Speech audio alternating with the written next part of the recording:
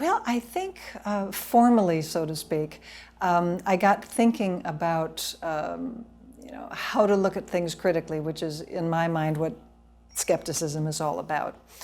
When I was a graduate student, in fact, it was then that I got a copy of the Skeptical Inquirer.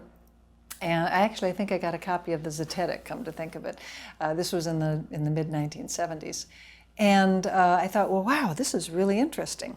Then, of course, as I was a young college professor, I was teaching at the University of Kentucky, and I became much more aware of creationism. Because as a physical anthropologist, I naturally was teaching evolution a lot, and I would get the pushback from a lot of these Kentucky kids who were told that evolution is simply not an acceptable kind of science. And so, I had to learn more about this. And then I learned about creation science, and that is very emblematic of a pseudoscience. And so I got more deeply into skepticism, partly through the creation science issue. I think so. Well, then, of course, as a physical anthropologist, naturally, I am very, very anxious that somebody discover a real Bigfoot or a real Yeti, because there's nothing that would make we physical anthropologists happier than if that was really the case. But, you read the accounts, and people keep looking, and people find samples, or they find footprints, or they find scalps, or they find whatever. And when these are analyzed, there's no there. And after a while, you begin to realize that as nice as it would be as a physical anthropologist to have another large primate discovered somewhere, you got to go with your head rather than your heart. And the evidence just isn't there. So it was partly through the creation science issue and partly through Bigfoot that I got interested in skepticism. Well, kind of personal career trajectory, really. I didn't get tenure at the University of Kentucky, and I spent a couple of more years in temporary jobs in academia. I taught for a couple of years at the University of Colorado, which was very enjoyable, great place, good colleagues. And then I was looking for a job, basically, and physical anthropology jobs are kind of few and far between. And lo and behold, this job as director of this new organization called the National Center for Science Education showed up on my radar in 1986. And I thought, I'm smart enough to run a small business. I know the science. I'm pretty good at communicating science. I've taught for 10 years or so. Let's see if I can do this. So I applied for the job, and the board of directors apparently thought I could do the job because they hired me. And I did that for the rest of my professional career of 27 more years. Oh, learning how to run a small business. Because the one thing that you don't really learn in academia is the real nuts and bolts things that are necessary to run a small business. And a nonprofit is a business. Every business, including nonprofits, have to run at a profit, because otherwise you go out of business. And if you want to be a successful nonprofit in achieving your aims, whatever your mission is, whatever your goal is to make the world a better place, which is what nonprofits are all about, you have to be financially stable to do this. The only difference between a for-profit and a nonprofit institution is that all of your profits in a nonprofit institution go back into your cause. They aren't distributed to a board of directors, but you have to run at a profit. So I had to learn how to run a small business. I had to learn how to meet payrolls. I had to learn how to raise money. I had to learn how to manage money in a way that would ensure that the National Center for Science Education could be funded every year and could continue to do its really important work. And I had to learn bookkeeping, I had to learn financial management, I had to learn fundraising. But, generally smart people can learn this sort of thing, and I was smart enough to figure it out. I have to say two. One that was totally invisible to the vast majority of people in this country, and that is the hundreds of teachers and school districts over the years that we have helped behind the scenes to solve problems regarding the teaching of science. The advice that we gave people, the assistance that we gave people to solve these problems, which in the 90+% of cases took place not in front of the cameras, not with the press knowing anything about it at all. And those kinds of contributions are hugely important for science education. The other major contribution that NCSE made over the years is a much more public contribution, and that was the Kitzmiller versus Dover trial, which was, we're taping this in 2015, in 2005, 10 years ago. Pretty amazing that this was that long ago. It's hard to believe that 10 years have passed.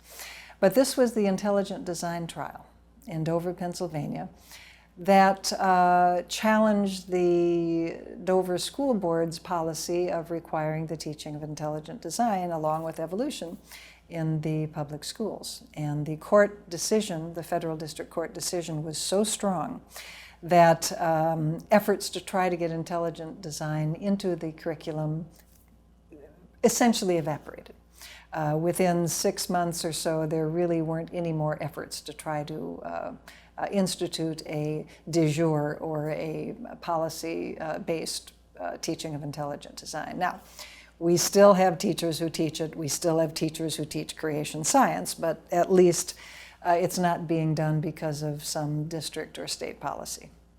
And that was very important, because if we had not won in Kitzmiller, there would be lots and lots of laws, lots and lots of school board policies weakening the teaching of evolution.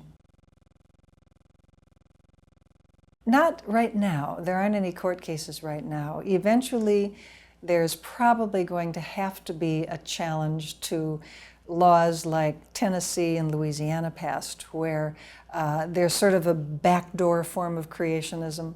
They're an effort to, without mentioning religion, without being overt about trying to promote a religious idea, they're trying to bring ideas in that would weaken the teaching of evolution by teaching material from the creationist literature without calling it that. And these academic freedom laws, or whatever they're going to be called day after tomorrow, are popping up every single year. Only 2 states have actually passed them. But basically, you can't challenge those kinds of laws on their face. You can't bring what lawyers call a facial challenge, because the wording is just too wishy-washy. You have to actually find a case where a teacher is bringing creationism into the classroom under the guise of this law, in order for you to go to a judge and say, see, we have to strike down this law because this is what's happening in its name. And we have not found the right kind of case for that yet.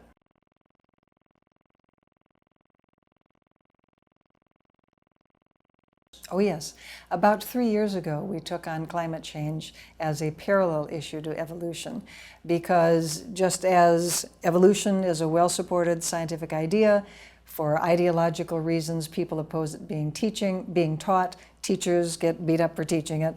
Climate change is a well-supported scientific idea, it's being opposed for ideological reasons, and teachers get beat up for trying to teach it. So we saw the parallels between these two educational problems and decided that our experience in dealing with evolution as a controversial issue might be able to be transferred over to the teaching of climate change issues as well. And although the circumstances are different, there are some laws that are attempted to be passed in state legislatures that would require the teaching of climate change denialism rather than just straight up good science. The issues are more general education of the public, and the issues are more providing information for teachers so that they can blunt so that they know how to deal with the kinds of questions that students may be bringing in from their parents or elsewhere when the teaching of climate change is being challenged in the classroom. Well, figuring out ways of getting information to teachers, because in the United States is such a huge country. Education is such a huge institution that reaching the science teachers is not an easy thing to do. We have a very decentralized education system. So, for example, there's no national registry of all science teachers. So it's very difficult to get information out to science teachers about how we can help them. We do deal with these science teacher associations like the National Science Teachers Association, the National Association of Biology Teachers, the geology teachers and physics teachers and chemistry teachers and so forth. That's a main way through which NCSE tries to reach teachers. And also we go to the science teacher conferences and try to do workshops for them. I'm doing more things that are fun that I haven't done before. I got a beehive now. I never did that before, but I've been thinking about it for a long time. Our chicken's far away. I mean, there may be things around the house. My garden's looking a whole lot better. At the same time, I'm continuing service on some board of directors for associations and organizations that I've had for a couple of years. I am still giving talks. I'm still going to skeptics meetings and other professional meetings. So I'm enjoying life very much. Getting to know my husband, what's his name, a little bit better too. Very careful my first year and few months of my retirement, because I didn't want to get overcommitted to things. I mean, as soon as I announced that I was going to retire, a lot of organizations and societies said, "Oh, we'd like you to be on our board of directors." Thank you anyway. Give me a year or so. But I did just accept an invitation to serve on a board that I think has a very important mission. So I'm a new board member of an organization called ScienceCounts.org, and their goal is to try to encourage the funding of science, frankly, by improving the public understanding of science and enthusiasm for science. So it's going to be sort of an interesting challenge, I think, to try to work with these people. And it's a new organization, so we're still feeling our way somewhat. But I'm looking forward to the Science Counts efforts as well.